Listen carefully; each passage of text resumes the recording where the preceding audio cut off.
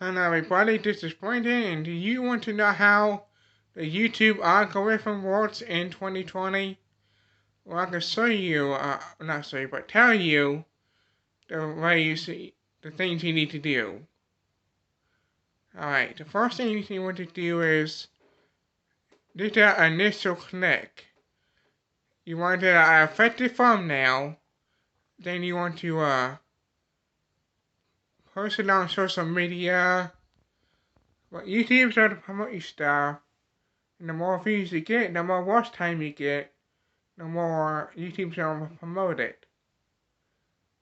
But to get that watch time, you need an effective thumbnail. So make it simple and effective. Number 2, view velocity.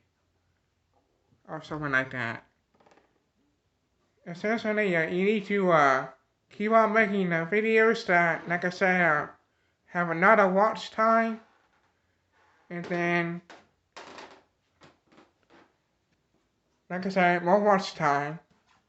And promote it. And there are ways to do this. The first one is social media, like I said before. Second is sharing it with your friends and your family. And that will give it views, that will give it watch time, and that will help YouTube promote it. And you have to do this in the last 24 hours. That's when it counts.